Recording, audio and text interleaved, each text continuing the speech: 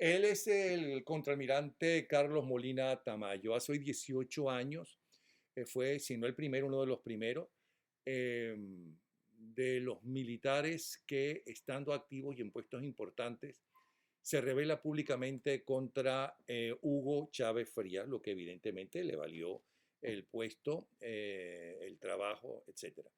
¿Por qué lo hiciste? Bienvenido. Muchas gracias, Napoleón. Un gran placer estar con ustedes aquí nuevamente. Y bueno, en aquella época percibí que Venezuela iba por mal camino y por supuesto yo bajo mi juramento a la Constitución y a la República, a las leyes, consideré que debía hacer algo para el retorno de Venezuela a la democracia y por eso el 18 de febrero del 2002 saqué mi proclama exigiendo la renuncia de Hugo Chávez por los motivos allí expuestos. Y prácticamente en estos días me decía una persona que si yo era pitonizo, porque todo lo que se describió en ese momento está pasando en gran parte hoy en día. Digo en gran parte porque creo que nadie podía percibir a dónde iba a llegar Venezuela al estado actual de estado fallido. Pero usted dice que usted sí lo percibió en ese Yo, documento. yo, yo percibí que íbamos por mal camino, pero nunca me imaginé que íbamos a llegar tan bajo como hemos llegado. Pero ¿qué fue lo que vio allá adentro que no había visto años anteriores? Porque estamos hablando del 2008, No, del 2002. del 2002. Ajá. 2002, 2002. Bueno, cuando Chávez gana la presidencia de la República, yo era director de armamento y me mantuve ahí en ese cargo, un cargo estrictamente militar, profesional, y luego Chávez me designa como consejero de seguridad y defensa. Y ya, claro, ese es un cargo ya más político, que tiene que ver con la seguridad y defensa del país en amplio espectro, la seguridad social, de salud, de educación, etcétera, y la militar. O sea, un cargo más amplio, pues, fuera del Ministerio de la Defensa. Por lo tanto, confiaba en usted. Sí, claro, confiaba en mí. Evidentemente es un cargo de confianza. Y una vez que yo estoy dentro y voy a reuniones de ministros, etcétera, me doy cuenta realmente que esta gente, sus deseos para Venezuela no es una Venezuela democrática, sino una Venezuela calcada al modelo cubano, igualar a los venezolanos hacia abajo, clase humilde predominante, de manera de controlar las masas, como efectivamente ha resultado en todos estos años. Y entonces, Pero evidentemente, hubo que algo concreto como para que usted diga, eso es lo que ellos quieren hacer. ¿Alguna conversación con Chávez o algo así? sí, sí, muchas conversaciones, porque yo inclusive presenté un proyecto para Venezuela en los próximos 20 años, aumentar el segmento de clase media, porque yo le comentaba a Chávez que un país sin clase media predominante prácticamente no se desarrolla. Y la clase humilde que está ahora, en el año 2002, hay que tomar las medidas de la República de manera que esta gente poco a poco vayan emigrando a clase media. Esto quiere decir que no es eliminar los pobres físicamente, sino eliminar los pobres como condición social. O sea que darles educación, darles salud, etcétera, para que no se transformen en una carga al Estado por todas sus debilidades que tienen. Una señora que tenga 10 hijos, pues los 10 hijos están malnutridos, eso por supuesto no ayuda ni a la familia ni a Venezuela. Pero si en alguna... bueno, termine... Sí, y entonces la idea era eso, de crear prácticamente una matriz de opinión, una ecuación multivariable para todos los ministerios del gobierno, para que tomen las medidas para que la gente en un futuro, en 2, 3 generaciones, emigren a clase media predominante, pues, como son los países desarrollados, que prácticamente la pobreza no existe. ¿Y cuál fue la respuesta de Chávez Frías? La respuesta que yo estaba equivocado, que eso no es lo que él pensaba que bueno, que las masas lo mantienen a él. En otras palabras, insinuó que la clase media no lo iba a mantener a él con sus políticas comunistas socialistas del siglo XXI. Tuvimos muchas discusiones y evidentemente que eso y otras cosas me di cuenta que su equipo de trabajo y él mismo pensaban de una forma totalmente antidemocrática. Además de que me di cuenta que el equipo que tenía es un equipo de gente ineficiente. Ahí me acuerdo estaba Elías Agua, hasta lo tuvo que remover porque era demasiado ineficiente, pero era un equipo resentido, pues, y con un equipo de gobierno con esas ideas y resentimientos, no, no percibí que Venezuela iba por buen camino. Eh, Ahora, nunca en la historia de Venezuela ha crecido tanto la clase media como en los gobiernos de AD y COPEI. Y fíjese cómo terminó todo. bueno, yo manejé esas estadísticas. Venezuela llegó en los años 50, 60 y 70 a tener el porcentaje de clase media más alto de Latinoamérica. Ya para los años 80 comenzó el declive y comenzó el aumento de la clase humilde. Y ya para los 90 ya la clase humilde era predominante en Venezuela, no la clase media. O sea, llegó un momento que nosotros subimos y de ahí comenzamos a bajar. Eso, por supuesto, producto de los errores que se cometieron, pero repito, en esa época eran corregibles porque estábamos en democracia. Y Chávez prácticamente se aprovecha de todas esas masas, porque las masas humildes son más manipulables, se puede engañar más fácil, y eso lo sabemos por el caso de Cuba, pues Cuba hizo su revolución, sacó a la clase privilegiada, a los capitalistas, la clase media huyó despoblada o la fusiló, y se quedó con la clase humilde, y mantuvo la clase humilde así, hacia abajo, igualada hacia abajo, porque ellos saben que esa clase humilde la ponen con una cartilla de racionamiento, que tienen que pasar 8 horas en una cola, que les obligan a ir a los servicios médicos que ellos imponen el Estado, y por supuesto crean una dependencia en esa clase humilde, y la clase humilde va a pensar que el gobierno les está haciendo un favor, que no es un derecho que ellos tienen como ciudadanos de un país a vivir en sosiego. Y esto hace que la gente, en vez de estar pensando en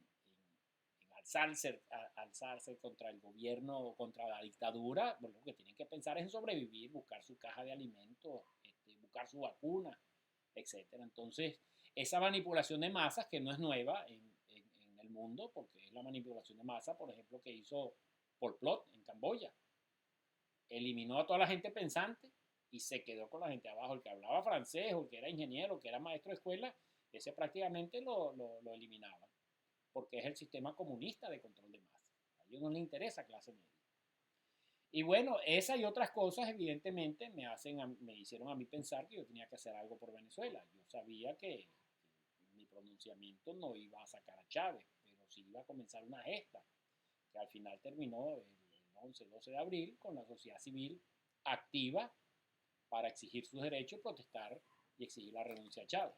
Ahora, leo en el libro de Ángela Sago, En nombre de los pobres los multiplicamos, que esa gesta del 11 de abril fue una gesta de la sociedad civil toda, trabajadores, empresarios, religiosos, eh, vecinos y militares, pero que poco participaron los partidos políticos. Bueno, realmente el mérito y los muertos de los acontecimientos de abril 2002 son de la sociedad civil. La sociedad civil fue la que marchó a Miraflores, y la sociedad civil es la que estaba exigiendo sus derechos de hace mucho tiempo, cuando comenzaron a ver el turbio camino que estaba tomando el socialismo del siglo XXI. Y sí, estoy de acuerdo, la sociedad civil fue la principal promotora de esos acontecimientos y lamentablemente la que puso sus muertos. Nosotros los militares prácticamente lo que hicimos fue apoyar a la sociedad civil, pero la gesta fue de ellos. Lamentablemente, por muchas otras razones, este, se perdió ese proceso, pero ahí está la sociedad civil todavía luchando, y desde ese año hasta acá es la que ha puesto la sangre. La Pero le civil. culpan a ustedes los militares y a Carmón Estanga del regreso del dictador al tercer día.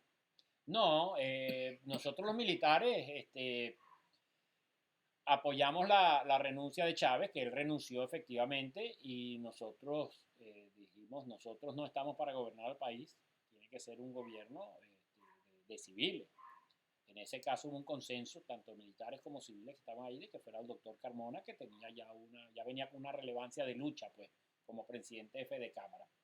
Ahora, ese proceso complejo se cae por las peleas internas entre la oposición, que lamentablemente todavía existen, de todos, las peleas internas. Por eso yo siempre digo que tenemos que estar unidos para sacar a los demonios rojos. Si no estamos unidos, eso es ventaja para el régimen. Ahora, mucha gente dice que todo eso lo planificó el propio dictador para saber cuáles eran los militares que estaban conspirando, que estaban contra él y cuáles eran los civiles que estaban contra él. Y una de las cosas que alegan, ahí está Lucas Rincón, que él, después a su regreso, continuó en su gobierno. No, eso es leyenda urbana. Los que participamos, tanto civiles como militares, en esos acontecimientos de abril, fue por voluntad democrática nuestra. En ningún momento fue eh, una maniobra de Chávez. Ahora, lo que sí fue en desventaja para nosotros es la desunión de nosotros los venezolanos en la oposición, que lo transformaron en una ventaja táctica los chavistas, y por eso es que ellos regresan.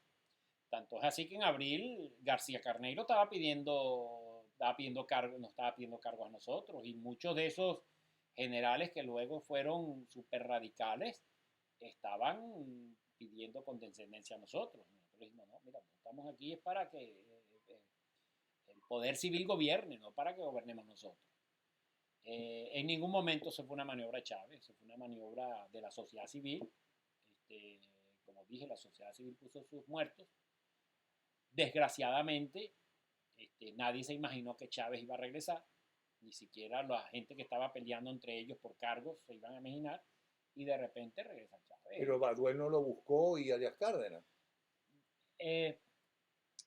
Eh, Chávez estaba en la horchila de que ahí se iba a sacar a Cuba, y ya cuando cae todo esto, Baduel lo que va a buscarlo es para llevarlo en helicóptero, no para rescatarlo, porque ahí no había ninguna resistencia a que Chávez fuera rescatado. Es más, cuando a mí me toman preso, José Vicente Rangel llama delante mía a Chávez, y Chávez se estaba enterando de lo que estaba pasando en Venezuela, o sea, en tierra firme. Chávez no sabía lo que estaba pasando. Chávez es el último que se entera que el gobierno Carmona cayó. Sorpresa para Sorpresa Chávez. para él, sí, sorpresa para él. Pero qué raro que por el teléfono no lo llamó nadie para decírselo. Bueno, porque él estaba con el coronel Julio Rodríguez y él no tenía teléfono. Ah, se lo quitaron por fin. Sí, el No. teléfono que si él pudo hacer unas llamadas, que eso habrá que preguntárselo a Julio Rodríguez, era el teléfono de Julio Rodríguez. Esto porque Julio me lo ha contado a mí, que tenía el teléfono de él, de Julio Rodríguez, no tenía el teléfono de Chávez. Es más, Chávez me contaron a mí, un tripulante de helicóptero, que cuando se lo llevan de Turiamo a la Horchila, Chávez estaba muy asustado porque pensaban que lo iban a lanzar del helicóptero al Mar Caribe. Bueno, pero es que yo tengo un video que pasamos en el programa donde él está pidiendo un producto que es para contra la diarrea. Sí, bueno, sí, bueno, es posible, es posible. No, no, Realmente el video está. No. los que me dicen que lo tenían bajo custodia, me dicen que estaba asustado, evidentemente, pero bueno, eso coincide con su perfil de 4 de febrero del 92, Ah, ¿no? que fue el que se escondió, sí, todo el Sí, tiempo sí, que no sí, salió. sí. Bueno, pero regresó. ¿Por qué fue tan fácil, aparentemente, y con tan pocos muertos, ¿no? que Chávez renunciara? Bueno, tampoco muertos, fueron 20 y pico muertos. Bueno, muy pocos para lo que se dice que si hay una intervención y demás. Y tantos heridos y todo Sí. esto, por la presión de la sociedad civil y por el pronunciamiento de los oficiales democráticos que le quitaron el respaldo de las Fuerzas Armadas. Lo que pasó con Evo Morales ahorita fue lo que pasó en el 2002. Porque fíjate que inclusive los dirigentes políticos eh, le decían siempre en las manifestaciones a la gente que gritaba, vamos a Miraflores, le decían que no, que en Miraflores iba a haber una mortandad.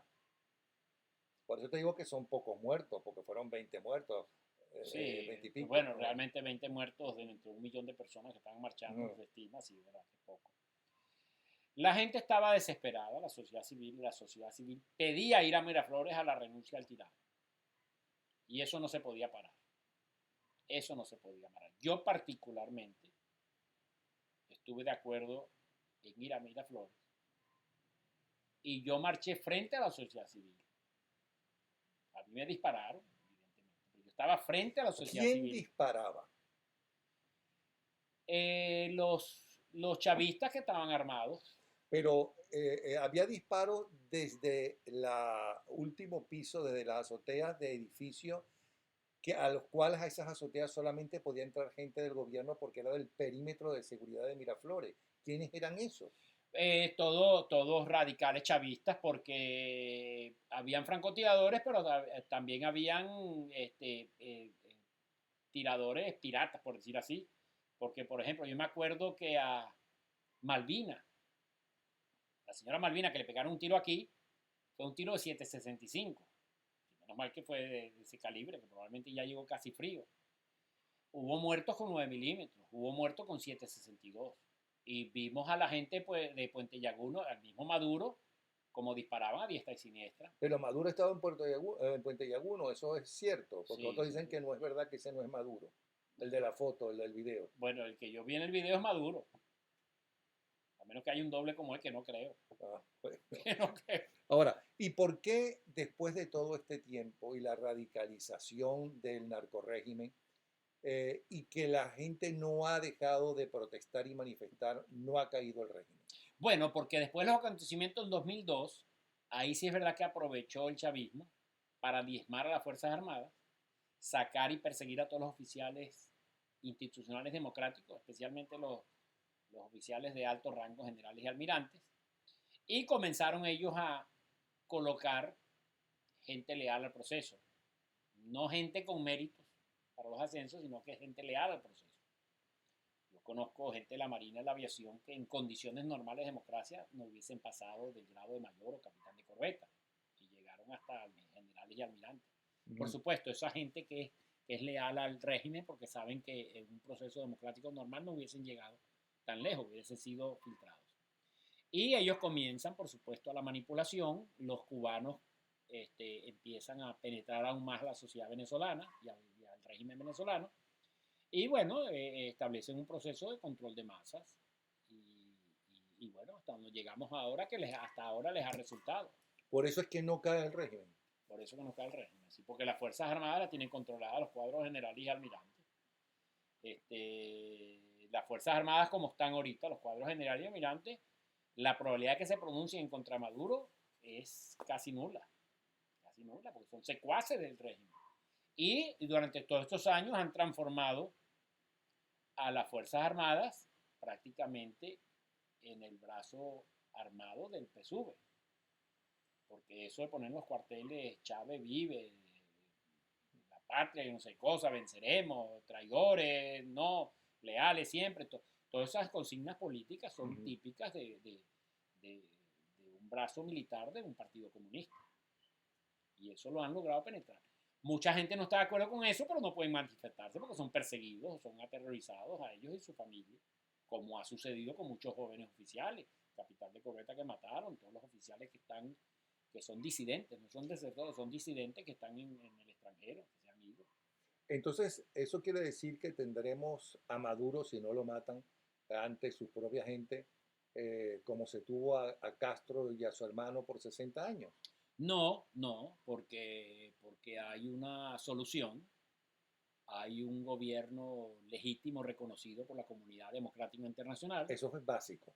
Eso es básico, o sea que hasta el 23 de enero del año pasado, claro, no se tenía esa fuerza fundamental. Exacto, tenemos un presidente interino reconocido internacionalmente y yo creo que se abre una ventana para la recuperación de la democracia venezolana en estos próximos meses.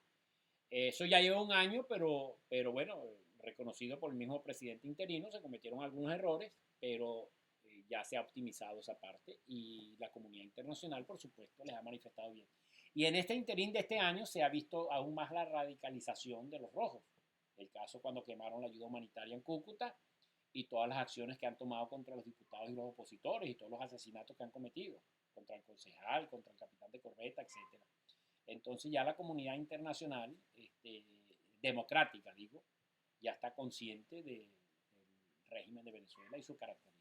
Y además con el acuerdo que el propio régimen firmó en el Vaticano cuando quiso meterse, el Vaticano pidió el diálogo, que nunca cumplió, ya supongo, excepto los noruegos que insisten, ¿cómo se llama? Saben que no van a cumplir, que los diálogos no funcionan. ¿O sí? Exacto, no funciona, exacto. Los diálogos es una maniobra del régimen para ganar tiempo. Yo conozco noruegos y los noruegos y muchos europeos o de países democráticos son ingenuos realmente en las realidades de un país como Venezuela, porque Venezuela es otra dimensión. Cuando yo hablo con europeos y les cuento lo que pasa en Venezuela, me dicen, eso es increíble, no sé qué eso pasa, porque a veces ni en países africanos pasa lo que pasa en Venezuela. Y entonces, menos mal que ya el presidente interino está claro de que no puede haber diálogo con delincuentes, porque los noruegos piensan que estos son políticos, ¿no? Estos no son políticos, son delincuentes. El régimen es un grupo de delincuentes, de gángsters, de violadores de derechos humanos. Entonces no se pueden sentar a una mesa de negociación con ellos. Ok, ¿qué significa, aparte de que tenemos presidente interino, elegido, por cierto, por los únicos que lo podían elegir según la Constitución cuando el Estado está en la situación que está, es decir, por el Congreso, por la Asamblea Nacional? Sí. ¿Qué significa, aparte de eso, que es muy importante, nos guste o no Guaidó? Porque entonces van a empezar a decir, es que Guaidó está rodeado de fulanito y está fuera de fulanito, es que Guaidó, por tanto diálogo, es que bueno, pero ahí está Guaidó, que antes no existía ningún Guaidó como presidente interino.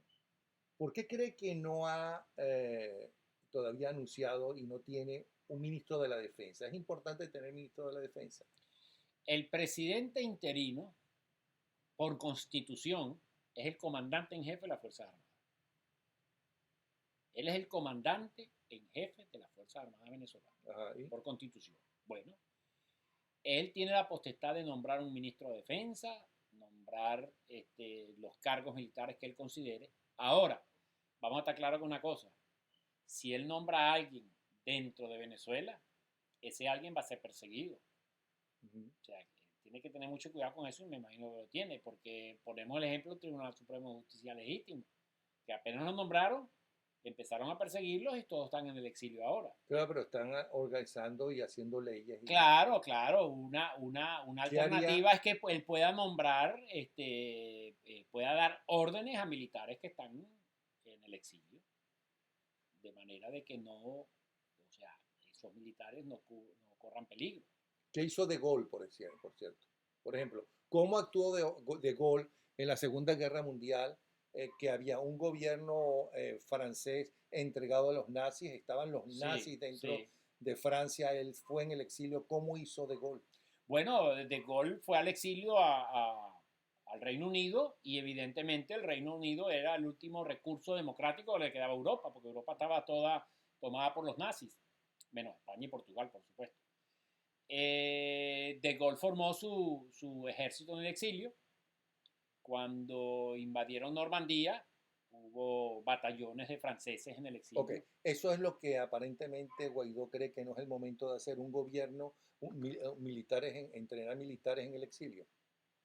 Él lo puede hacer, él tiene las facultades institucionales para hacerlo. Y tiene el dinero para hacerlo y tiene dónde hacerlo, porque creo que ningún país va a decir públicamente, mire, aquí estamos entrenándole los militares venezolanos. Bueno, eso es una cuestión de política, pero yo creo que sí hay países aliados que lo están reconociendo a él, que se haría una alianza de este tipo. Yo creo que sí es posible. Y como digo, él es el comandante en jefe de las Fuerzas Armadas y él tiene facultad para nombrar cargos militares. Ok, Y es más, eso daría un ejemplo a las Fuerzas Armadas internas de Venezuela de que se está ejerciendo la comandancia en jefe de las Fuerzas Armadas. ¿por qué cree que Guaidó e incluso los gobiernos democráticos, donde se incluye Trump y su gobierno, consideran que ese todavía no es el camino, o que ese no es el camino, que el camino es presiones y diálogo?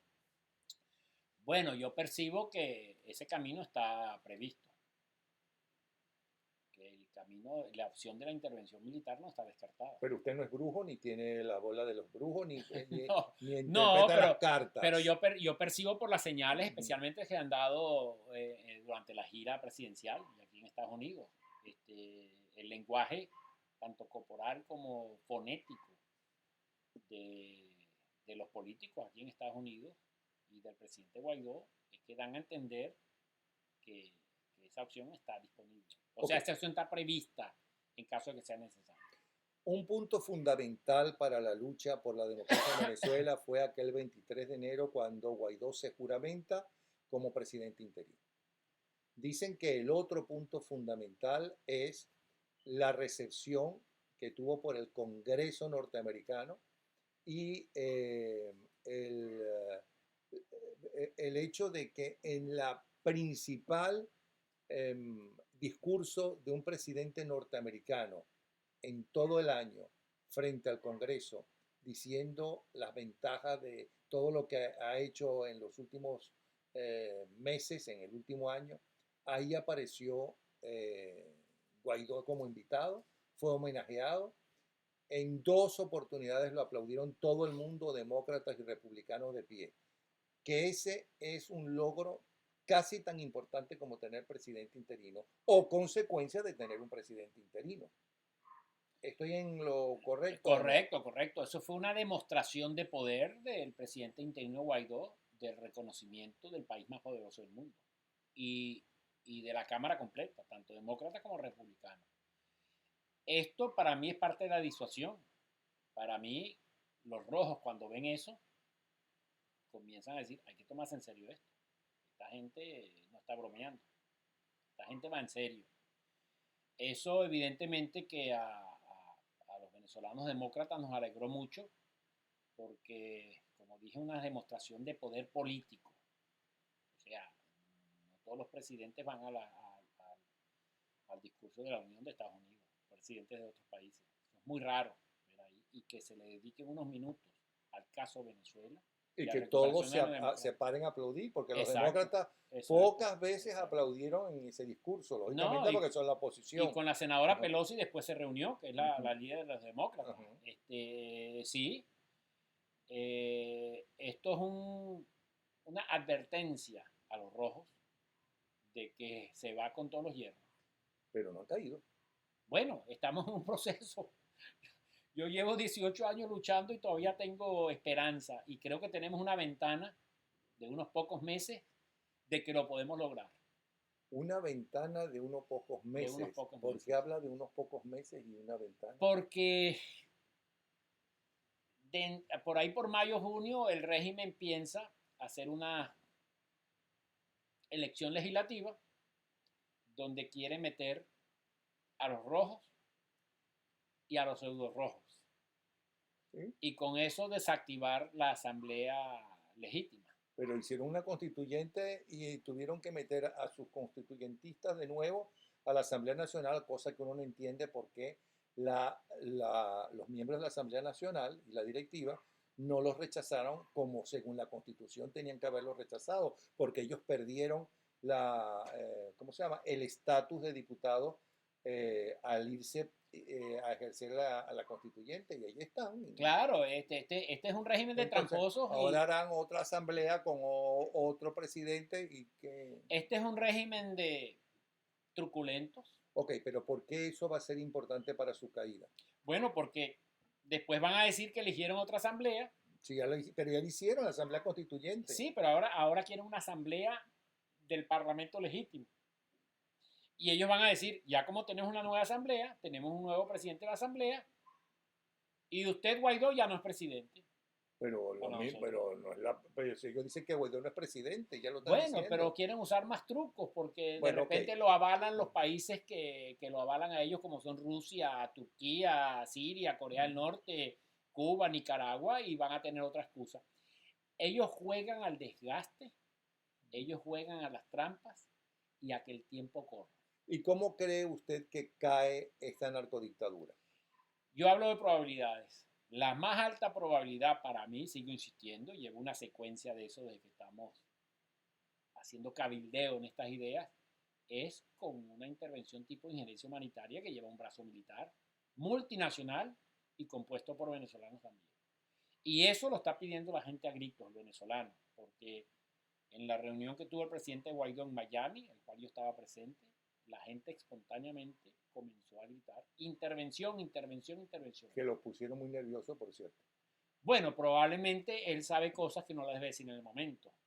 Estratégicamente no es conveniente decirla, pero ya con las palabras que dijo él, yo interpreto ¿Qué palabra dijo él? Porque el de que todas las discurso no opciones fue son, ni no, todas remotamente las el opciones de sobre la Madrid. mesa y Ajá. por debajo de la mesa. Ujú, Yo entiendo, todas las opciones por la mesa incluyen la intervención militar y por debajo de la mesa es que ustedes se salgan por la puerta trasera, los rojos del ujú. gobierno. Esa es mi interpretación. Pero al decir todas las opciones sobre la mesa, no están descartando la intervención militar. Si él hubiese dicho todas las opciones sobre la mesa, menos la parte militar, uno dice, ah, sí, pero digo, todas las opciones sobre la mesa. Y por debajo de la mesa es mandar una señal a los rojos, se pueden ir por la puerta trasera, váyanse al exilio a Cuba, a Siria, a Turquía, a China, a donde quieran, pero tienen que dejar Venezuela porque ya hay un gobierno legítimo y el gobierno legítimo va a rescatar a Venezuela. Bueno, usted es militar, estudió para eso, además tuvo puestos importantes en cuanto a estrategia militar, importantísimo. Según sus estudios, primero, ¿por qué no han caído? ¿No? Y segundo, ¿por qué no aceptan esa estrategia de irse antes de que venga una intervención, como usted dice, humanitaria, que todo el mundo cree, o buena parte, que esa intervención es un montón de mariners por avión, por barco, por etcétera? Bueno, primero porque están asesorados por la dictadura más sabia del planeta, que es la dictadura cubana. Expertos en control de masas. Y lo que se ha hecho en Venezuela es un control de las masas. Las masas humildes controlarlas a través de dávidas, a través de todos servicios, darle a caja clap, que hagan cola aquí, que no tengan ese Pero, servicio. ¿qué pasa? Que eso hace que los militares que están con el régimen no claudiquen. No, controlando las masas del pueblo, para que no se les levante, porque un pueblo no se ha levantado Pero tipo con como lo una incitaron ellos injerencia. en febrero del 89. Ahora, y controlando también el alto mando. Cuando nos sacan a nosotros los militares democráticos, ellos comienzan a controlar las Fuerzas Armadas y solamente a ascender a general y almirante a los que sean afines a la revolución. Que ahorita uno ve un Padrino, es un radical, uno ve a Ceballos, es un radical. Prácticamente es un Sí, radical. pero la pregunta no es esa. La pregunta es por qué Ceballos o Padrino, ¿no? Ante la amenaza de Guaidó en Miami, dice usted, o de Trump constantemente o en varias oportunidades, de que todo es posible, eso incluye la intervención, Sí. ellos no se han ido porque esas amenazas son para que ellos se vayan. Bueno, porque ellos saben que tienen muchos cargos por violación de derechos humanos y crímenes de lesa humanidad, además de los cargos de corrupción. Y como sabemos los instrumentos, tal como el Estatuto de Roma del 2000, ratificado por Venezuela, y la Convención de Palermo, esos son instrumentos legales internacionales que los pueden hacer a ellos capturar en cualquier país. Ellos saben que su futuro es cárcel. Podrán pedir asilo en Cuba y eso, pero estoy seguro que Cuba los entrega después si hay una negociación con Venezuela, porque así son los cubanos. Y lo mismo los políticos dentro del régimen, digo los políticos. Los gánsteres que dicen ser políticos, Elías Agua, Freddy Bernal, Iris Varela, García Carneiro, cualquiera de ellos saben que su futuro en democracia es la cárcel. Entonces, por supuesto, ellos dicen, aquí tenemos que restiarnos porque si nosotros salimos de aquí, prácticamente vamos a perder nuestros miles de millones que nos hemos robado y vamos a ir presos. Ahora, si se logra crear una inminente intervención, eso sirve para la disuasión. ¿Cómo es esa intervención? ¿Cómo usted ve una intervención hoy en día en un país como Cuba o como Venezuela? Bueno, como Venezuela, porque Venezuela es diferente a Cuba en ese sentido. Como Venezuela yo veo una intervención tipo quirúrgica para remover a los... ¿Qué es eso de tipo quirúrgica? Bueno, ir operaciones comando y capturar a los dirigentes del régimen y extraditarlos a Estados Unidos, llevárselos a Estados Unidos y una presencia de una Fuerza Armada poderosa, multinacional, que le mande el mensaje a los militares. Quien no esté con la democracia va a sufrir las consecuencias legales de una acción de este tipo. Y una presión de un músculo militar fuerte, por supuesto. Nadie se va a inmolar como Maduro, como hemos dicho muchas veces. Nadie se va a inmolar por esa revolución. Porque esa revolución no es que tiene una mística tipo Ho Chi Minh o la guerra de Vietnam, no. Esta revolución lo que tiene es el incentivo de la corrupción y la violación de derechos humanos. Entonces ahí nadie se va a inmolar.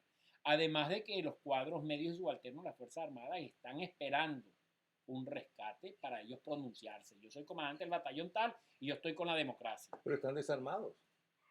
Bueno, están desarmados y aterrorizados, pero en caso de que una intervención les dé el punto de quiebre, como llamamos nosotros, toda esa gente se va a aplicar a nosotros. ¿Y dónde consiguen las armas? Si dicen que están totalmente desarmados. No, no, los batallones tienen sus armas, tienen sus fusiles, tienen su capacidad de fuego. Ahora, ¿por qué han tardado tanto? Por mí llevamos 18 años. Yo luché para que fuera en el 2002 que regresáramos a la democracia. Por lo mismo que digo, pues esta gente es muy hábil, esta gente no se puede menospreciar. La dictadura cubana es la dictadura más vieja del planeta, la que tiene más experiencia en el control de situaciones de este tipo. Agraciadamente para los cubanos, la idiosincrasia venezolana es similar a la cubana. No es que ellos están manejando con angoleños o con otras cosas, sino que están manejando la misma idiosincrasia latinoamericana caribeña y por supuesto han asesorado muy bien al régimen durante todos estos años. Pero la diferencia con los cubanos es que los cubanos venían de una dictadura y los venezolanos venían desde el 59 en una democracia que aprendieron a enfrentarse, a criticar, Sí. a hablar públicamente, a manifestarse. Por eso es que la sociedad venezolana ha protestado tanto, porque tiene esos principios democráticos arraigados y a punta de represión y de muerte, la sociedad venezolana sigue protestando. Recordemos 2014-2017, cómo reprimieron a la sociedad venezolana. Y después de tantos años, los jóvenes oficiales que han disentido fueron jóvenes oficiales que han estudiado secundaria con el chavismo, academia militar con el chavismo, se graduaron con el chavismo y con todo eso han sido disidentes. Han tenido la valentía de ser disidentes. O sea, los principios democráticos venezolanos están muy arraigados, a diferencia de los cubanos, que prácticamente la clase media la fusiló y la clase alta la fusiló y la mandó a sacar. Ahora, ¿cuál es la diferencia? ¿Cuál es la fuerza principal y la debilidad mayor, por un lado del narcorrégimen y por otro lado de la oposición? La fuerza más importante y la mayor debilidad, por ejemplo, del narcorrégimen. La fuerza más importante es la unión que tienen ellos. El que disienta prácticamente lo discrimina. Una sola voz de la dictadura, del asesoramiento cubano. La fortaleza de ellos. Eso no es la fortaleza, justamente. Sí, esa fortaleza. Y la otra fortaleza es que ya han penetrado en la sociedad venezolana con los métodos cubanos de control totalmente, y de las Fuerzas Armadas que la tienen controlada. La debilidad de ellos, que la han corregido, es que se metieron con el Parlamento, intentaron eliminarlo y se dieron cuenta que todos los países le iban a caer encima. Por eso tiraron el parapeto de la Asamblea Constituyente y dejaron el Parlamento como un jarrón chino ahí, que no le ha resultado jarrón chino, evidentemente. Porque dices que evidentemente no, cuando hay una gran crítica a esa Asamblea Nacional. No, porque tenemos un presidente interino reconocido por 59 eso es países. fundamental. Ajá. No, eso no les resulta un jarrón chino. Es más, yo creo que la subida del presidente Guaidó como presidente interino no la vieron venir. Porque si la hubiesen venir 2 semanas antes, meten preso a Guaidó. Lo sorprendieron. Para mí lo sorprendieron. Ellos no sabían que se iba a dar ese ¿Y por qué no lo meten preso ahora? Porque es un presidente reconocido y ha sido amenazado por las potencias mundiales. Si ustedes se meten con el presidente reconocido, van a tener las consecuencias. Y eso activaría inmediatamente la intervención, para mi concepto. Porque un presidente reconocido donde un dictador o donde un régimen ilegítimo para los países democráticos del mundo está poniendo preso a un presidente legítimo. O sea que la mayor debilidad del narcorrégimen es que exista un presidente interino que en este caso se llama Guaidó. Exacto. Hoy en día, la amenaza al régimen es el presidente interino y su reconocimiento por los 59 países. Y se está tornando una amenaza real donde nos da alta probabilidad de salir del régimen. por una u otra vía, la vía diplomática o la vía de la intervención. Ahora nos explica eso, pero antes vamos a terminar la pregunta anterior, Sí. que era entonces, ahora cuál es la principal fortaleza, que ya creo que lo dijo, la existencia de Guaidó como presidente interino, y cuál sería la mayor debilidad de los que luchan por la democracia. La desunión. La desunión totalmente. La desunión. Y yo siempre le he dicho a mis compatriotas, yo no hablo mal de nadie. Hablaré mal de nadie después del día D. Pero hoy en día tengo que sumar lo positivo de todos los venezolanos para seguir el régimen. Pero esa desunión a la hora de la verdad uno no la siente, porque gracias a que había unión y se pusieron de acuerdo en la Asamblea Nacional, Ajá. los partidos eligieron a un hombre que se llama y reeligieron a Guaidó. Porque este año Bueno, lo pero reeligieron. nosotros vemos en las redes sociales cómo la gente inventa y atacan a la figura constitucional del presidente interino, que uno se queda asombrado. Lo tildan de todo, le dicen esto, inventan tal cosa. También vemos la debilidad de los diputados que se corrompieron y fueron comprados por Pero el son régimen. una minoría, esos diputados son una minoría, pero... Y en cuanto a las redes sociales, hay de todo en todas partes del mundo de las redes sociales. Sí, pero hay un Y la denominador gente común está acostumbrada a criticar en Venezuela y en los países latinoamericanos, Sí, porque sí. los latinos somos así, españoles, italianos, supongo que portugueses y griegos, los caribeños, a criticar el poder. Y eso es parte de la democracia, que tú No, puedas está bien, está criticar. bien, está bien. Criticar es una cosa, Ajá. pero también tergiversar la verdad es otra. Y sabemos que en todos los países latinoamericanos y en la península ibérica, España y Portugal, cuando llega el momento de salir de las dictaduras y ponerse de acuerdo, se han puesto de acuerdo. La transición española fue así, ¿okay? Se pusieron de acuerdo. En el caso de Chile también. Bueno, tuvieron que esperar que muriera Franco. Bueno, pero se pusieron de acuerdo Ujú. después. Se pusieron de acuerdo y ahí... Bueno, supongo que los venezolanos nos pondremos de acuerdo alrededor del gobierno de transición, cuando haya gobierno de transición. Sí, pero tenemos que ponernos de acuerdo antes para poder salir de este régimen y poder llegar al gobierno de transición. Tenemos que estar unidos. Y si yo quiero pelear con Napoleón Bravo, no voy a pelear ahorita. Yo digo, Napoleón, vamos a pelear después del día D. Pero ahorita sumemos nuestra energía, hagamos sinergia para salir del régimen. Eso es lo que tenemos que pensar así como estadística. Y siempre pongo el ejemplo de la Segunda Guerra Mundial. El demonio era Hitler. Los soviéticos rancios comunistas de Stalin se aliaron con Inglaterra y Estados Unidos principalmente, ¿no? Capitalistas del mundo. Salieron del demonio Hitler, cada uno por su lado, empezó la Guerra Fría. Pero ya eso era otra cosa. Primero había que eliminar la amenaza mundial que era Hitler. Bueno, la amenaza de Venezuela ahorita es el régimen de delincuentes de Maduro y su combo. Muchos dirán que también hay muchos delincuentes alrededor de Guaidó. Ojo, estoy diciendo muchos dirán, no lo estoy diciendo yo, porque a mí siempre me echan la culpa de todo lo que ustedes dicen los invitados. Ajá, bueno. No, somos adultos y cada uno es responsable de su... Bueno, pero y también tiene gente buena. Sí, claro. Bueno, por eso, pero hay que ver el vaso no medio vacío, sino medio lleno. Tenemos que tener esperanzas, tenemos que sumar, tenemos que hacer sinergia. No podemos atacarnos entre nosotros porque no vamos a salir.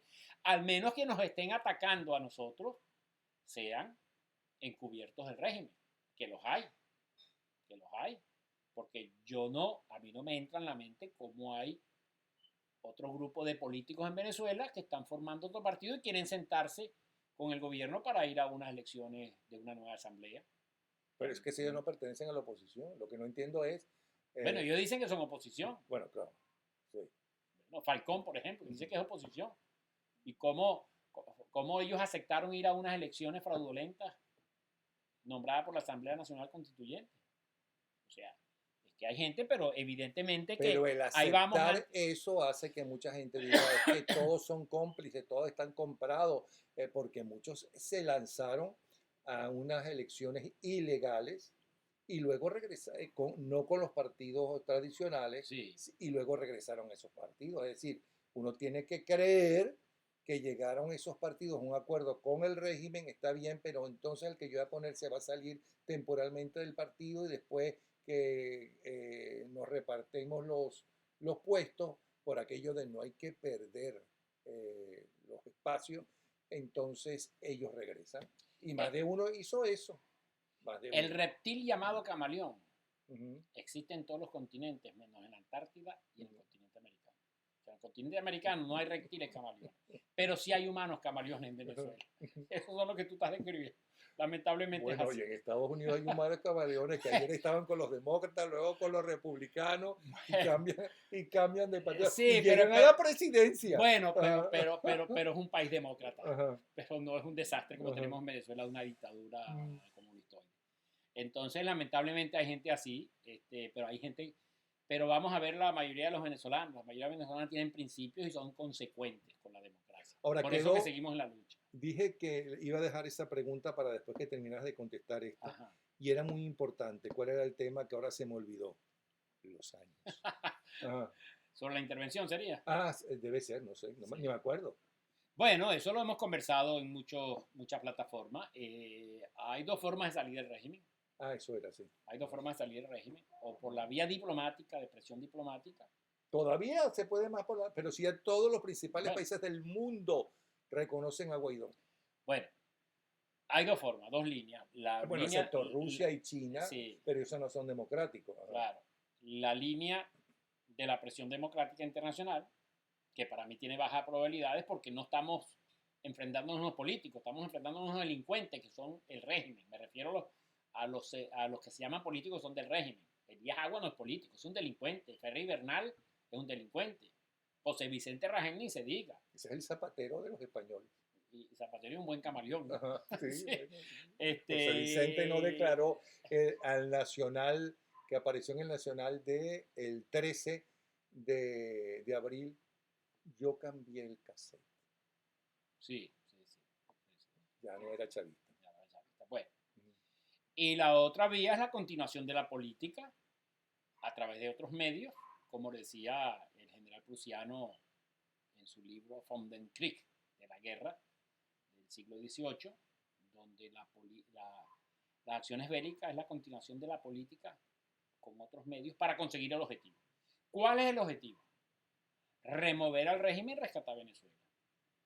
Entonces, nosotros, todos los venezolanos, tenemos que apoyar al presidente interino con las políticas, tanto diplomáticas como continuación de la política por otros medios, para remover al régimen. Pero en las redes mucha gente dice que es que Guaidó y su gente no quieren una intervención. Tal vez por temor a que en esa intervención los militares se queden con el poder y no ellos. Bueno, los militares democráticos estamos conscientes de que el poder civil es el que tiene que gobernar a Venezuela y además de que... Es que es muy posible que Guaidó y su gente, como mucha otra gente, considere que no hay militares democráticos. No, no, Y sí, que sí. los militares quieren lo mismo que han querido toda la vida, porque siempre hubo conspiraciones, ¿no?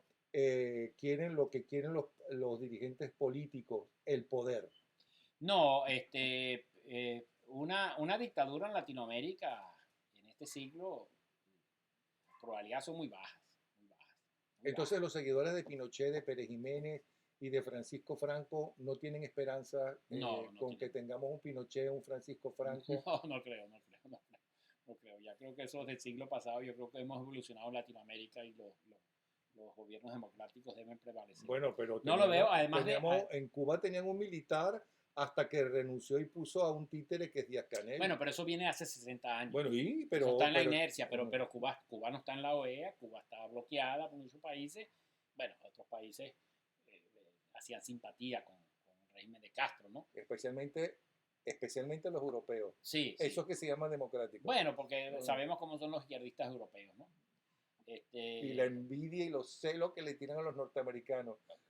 Y los norteamericanos han salvado ese continente 2 veces el Sí. siglo pasado.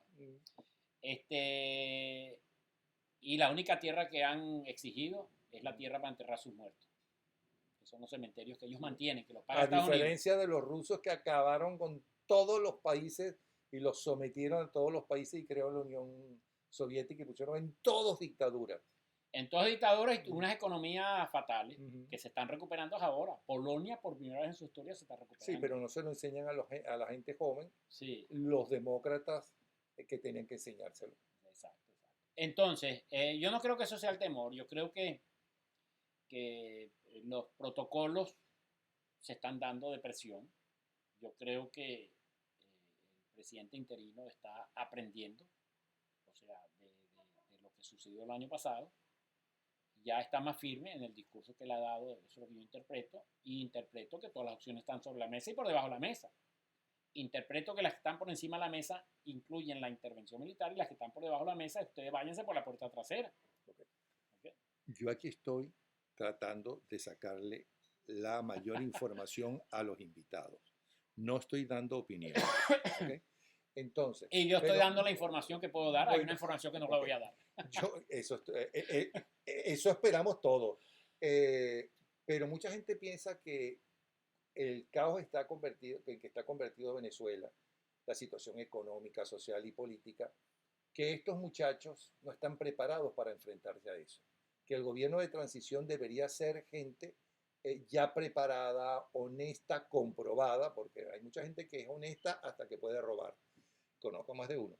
Y entonces, sobre todo en los últimos 20 años, ¿cómo se llama?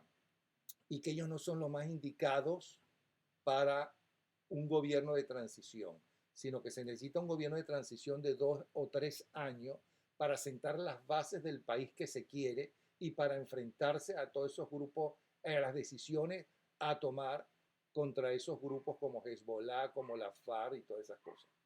Bueno, evidentemente que el presidente interino tiene que rodearse de gente, independientemente de la edad, de gente que lo pueda ayudar.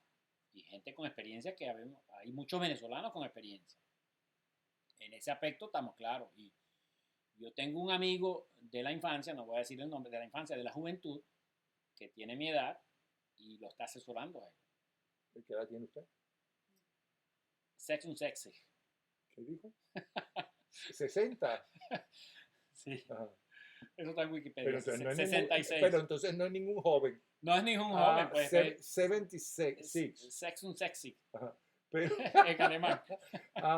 Pero no es ningún joven entonces. No, es contemporáneo conmigo. Ajá. Entonces sé que es una persona que yo sé que está muy preparada y lo está asesorando. Y así veo hay gente de otro. Yo soy un chismoso. Me estoy riendo porque ahí está la esposa. Y cuando le pregunté a la edad, escuché por ahí una voz que decía, no. No lo diga. No, eso está en internet, en Wikipedia. Ni que él fuera Lupita Ferrer. Que se ve hermosísima. Lupita Ferrer está bellísima. Bueno, y Lila Morillo. Sí, o sea, que lo de edad es lo de menos. Sí. Bueno, entonces, evidentemente, y tiene que venir un gobierno de transición. Venezuela no está preparada para unas elecciones todavía. Especialmente el CNE hay que depurarlo, pero no solamente las 5 comadres. Todo el registro electoral hay que depurarlo. El registro electoral está viciado y cuadros medios y subalternos del CNE hay que limpiarlos también porque hay chavistas radicales. Y el cable submarino con Cuba. Ese hay que cortarlo. Esto no hay que limpiar nada, eso se corta. Y a los militares también hay que cortarlo porque ellos son los que supuestamente van a defender los votos. Que no sé por qué los militares tienen que estar en... Yo estoy de acuerdo. Yo he sido formado democrática, he vivido en muchos países democráticos. Y no aparecen los militares para nada ahí. ¿Por qué los militares tienen que estar en el plan república? Las fuerzas policiales suficientes. En España, por ejemplo, uno va a un sitio donde se vota y uno ve un solo policía nacional ahí.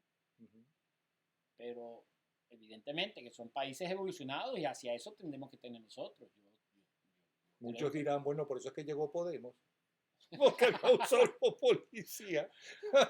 No, pero Podemos tuvo su techo, ahora está decayendo. No, las últimas salió. Lo que pasa es que hicieron esta unión y se metieron en el gobierno. Pero yo estoy de acuerdo que la nueva Venezuela tiene que romper los paradigmas del pasado. Yo, por ejemplo, la reelección en Venezuela ha demostrado ser a posteriori fatal, porque un presidente es elegido, sale los 5 años y entonces él trabaja los próximos 10 años para que no devengan políticos jóvenes, sino él reelegirse a los 10 años. Y hay quienes dicen que los partidos políticos son antidemocráticos, que para empezar no han hecho elecciones internas. Bueno, no, los partidos políticos tendrán que hacer su reingeniería, pero en Venezuela los partidos políticos eran democráticos, con sus fallas, pero democráticos. La ventaja de antes de Chávez es que era una democracia que se podía corregir. Una vez que entró Chávez no es democracia y eso no se puede corregir. Eso hay que extirparlo, que es diferente. ¿Y cómo vas a extirpar el sueño de un Chávez que era un Robin Hood para mucha gente? Bueno, los errores que se cometieron en el pasado hicieron que Chávez participara en un Robin Hood. Por eso, eso se extirpa con los gobiernos democráticos produciendo sosiego en una Venezuela moderna y produciendo clase media predominante para que la Para eso se necesita economía, dinero y el no, país economía, está en total crisis, no tiene dinero. no, ¿Cómo haces para...? para allá va, hay un Ajá. concepto. Venezuela no es un país que tiene problemas económicos. ¿Cómo que no tiene Venezuela problemas es un, económicos? Venezuela es un país que tiene mala administración, que es diferente. En este momento tiene gravísimos problemas Por económicos. la mala administración. Tiene una infraestructura industrial en el suelo o desbaratada y no tiene una deuda muchísimo mayor que lo que puede producir. Tiene una empresa petrolera quebrada Sí, sí. y en el mundo entero el petróleo está cada vez siendo menos importante porque está siendo sustituido. Entonces, Me das la razón con tu cosa, mal administrado, porque Venezuela bueno, tiene pero recursos. con esos recursos mal administrados antes y que ahora no existen, es que tú tienes que empezar el gobierno de transición. Bueno, evidentemente, pero las inversiones van a llover en Venezuela, porque Venezuela tiene como respaldar esa. No es lo mismo Yemen, por ejemplo, o Sudán del Norte, que tienen problemas económicos, O Nicaragua o Haití. que no producen nada, que no tienen nada, pero Venezuela tiene colta, Venezuela tiene petróleo, tiene oro, que se lo están robando todo. Entonces, por eso que yo digo que Venezuela está mal administrado, pero Venezuela con una buena administración se recupera en unos años más rápido que los mismos países europeos de la posguerra. Todavía está saliendo la conversación que he tenido con un economista con nombre llamado Alexander Guerrero, Ajá. que dice que por lo menos 30 años. Bueno, evidentemente, pero yo creo que menos, yo percibo que menos, sin ser economista, con voluntad y con las inversiones. Bueno, 3 meses para bajar la hiperinflación, que es lo primero, sí, dice él. Y si no, es mejor que no lo diga yo, sino que escuchen la conversación con Alexander Guerrero, que la gente escribe muy bien, por cierto, me cuenta la persona que lee lo que escribe la gente de los programas, la enorme mayoría apoya a lo que dice Guerrero. Bueno, sí, por eso, pero evidentemente que tenemos buenos economistas que se pueden encargar de la buena administración del país. ¿Ok? Y después viene también la parte de educación, la cultura, ¿me entiendes? Pasar a Venezuela que sea el venezolano sea una persona de bien, sea una persona de democracia, que nos respetemos entre nosotros, que respetemos los semáforos, por ejemplo, todos esos detalles, todo eso hay que componer a Venezuela. Y lo podemos hacer, porque inclusive la diáspora venezolana ha aprendido, y los que regresemos de la diáspora venezolana a Venezuela, nos llevamos una cultura de países civilizados. Y eso va a ser un efecto multiplicador. Yo soy muy positivo con Venezuela, pero repito, lo primero la unión para llegar al día D. Si no hay día D, no hay día D más uno. Y estos sinvergüenzas siguen destruyendo a Venezuela. Unión va a ser difícil porque están también los radicales de ambas partes. Sí. Y la oposición también tiene sus radicales. Sí. No solamente esos tuiteros que el régimen inventa, sí, sino que hay muchos tuiteros que honestamente son radicales. Sí. Ahora, yo creo que esa es la minoría, porque si fuera la mayoría, pues esa mayoría haría lo que los radicales quieren que se haga. Sí, yo creo que la mayoría, yo creo que el grueso de los venezolanos queremos regresar a la democracia, el grueso de los venezolanos queremos la unión de los venezolanos y llegar al día D, por la vía diplomática o la vía de injerencia humanitaria con brazo militar. Pero hay que llegar al día D, porque si no, no vamos a tener Venezuela. No vamos a tener Venezuela. Muchísimas gracias al contraalmirante Carlos Molina Tamayo, que está de nuevo con nosotros en una fecha para él muy importante, donde arriesgaba. No solamente sabía que perdía todos los años de trabajo y de estudio en la escuela militar, etcétera, etcétera, sino podía perder la vida cuando se enfrenta públicamente a Chávez Frías. ¿Cuál fue la reacción, por cierto? ¿De Chávez? Claro, del régimen. Colapsaron, lo que me informaron a mí. ¿Qué significa colapsar? Que digo, fue un golpe duro, inclusive Chávez, me cuenta la gente que yo tenía adentro, pues, yo tenía muchos amigos adentro, me dice que mandó a investigar, investígale al almirante Molina Tamayo y consíguele sus puntos negros. Y un desliz del comandante de la Armada en ese momento dijo públicamente, pero si ese es un excelente oficial, no podemos buscarle ningún punto negro. Me cuentan Chávez, después lo regañó por haber dicho eso. Por haber dicho en público. Es público eso, pero evidentemente que ellos trataron de buscarle las 5 patas al gato y después sabemos toda la persecución y todo eso.